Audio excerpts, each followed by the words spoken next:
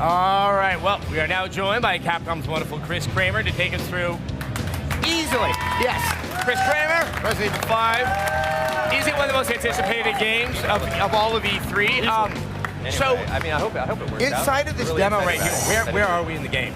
Right now we're very close to the beginning of what will end up being Resident Evil 5 when people finally get their hands on it next year. Right now we're watching Chris Redfield in action. Chris, of course, is the returning hero from the original Resident Evil all the way back over 10 years ago.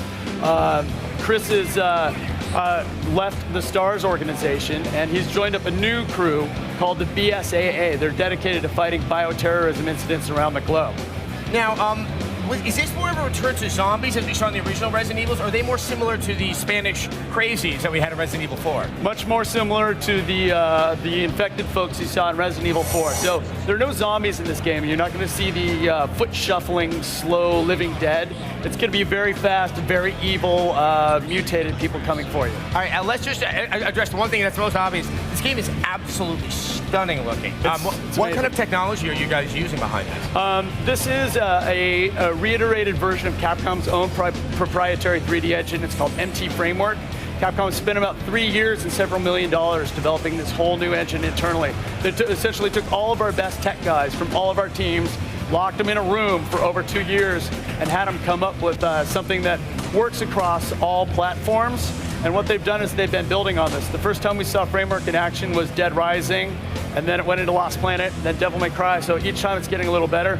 And now, finally, Resident Evil 5, it's really come to life. Yeah, the fruits of the labors are very evident. Now, the other thing that's quite noticeable about the game is the fact that you can either play it co-op, but you will always have a partner, even if it's AI. Yeah, the game's essentially always co-op. And the character's name is Shiva, correct? Sheva Alomar. Sheva. And how will you be sort of working with her in the game? What are some of the challenges that do become cooperative? So there are a lot of things that happen in the game that really they tie the two characters back together. Essentially, the biggest change to the Resident Evil gameplay is the whole co-op dynamic that we introduced for the first time at the Microsoft press conference on Monday.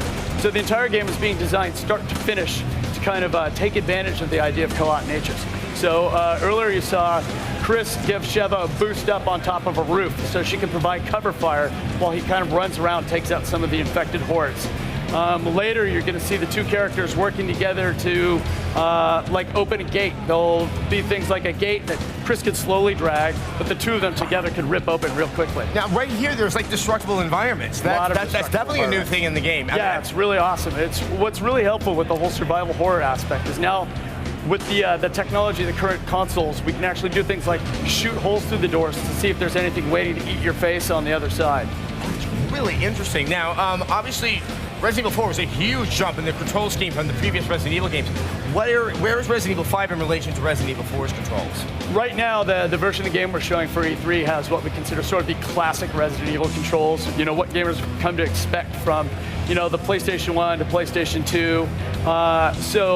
But the team has said that they're aware that players have kind of evolved in the way they interact with 3D worlds, so they're going to eventually give players a number of different choices for how they control the characters. Ooh, when do you think we might be learning more about that? That sounds pretty tempting. Hopefully we'll be seeing more of that, like around the Tokyo Game Show timeframe in October. We're actually going to have a whole lot of new stuff to show you when you're over in Tokyo.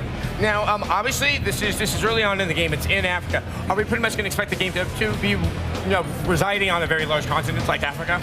Well, right now we're in a city called Kajuju in Africa. Chris and Sheva have come to the city to search out the virus that is actually the originator of the virus that the evil Umbrella scientists kind of mutated in the first Resident Evil.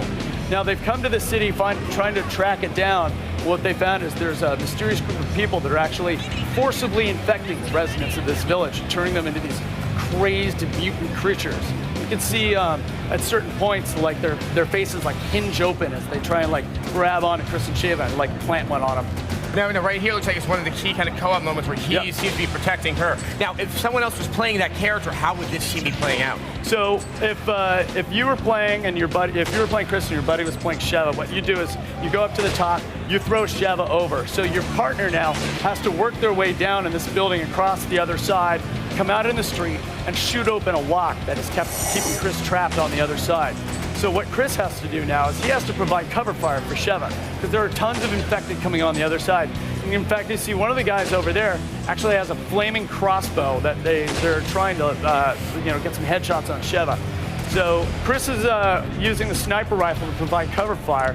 Sheva is eventually going to run downstairs and shoot up in the lock that's blocking him on the other side. Now, how is death handled in the co-op mode if one player goes down but another one is still alive? Never leave your buddy behind. So if you let your friend die, you got to restart. But the good news is there are going to be several kind of like juncture or save spots within each level, so you're not going to be totally penalized. Cool. Well, Chris, I gotta say this is absolutely awesome, and we do have the date for the game now, We do. which is it was March 13th. Am I correct in thinking Friday that? the 13th, March 2009. It's a Friday the 13th. Well, I gotta tell you, I'm excited. Yeah. Thank you so much, Chris Kramer, for having us, Capcom. All right, we just got ourselves a little zombie fix.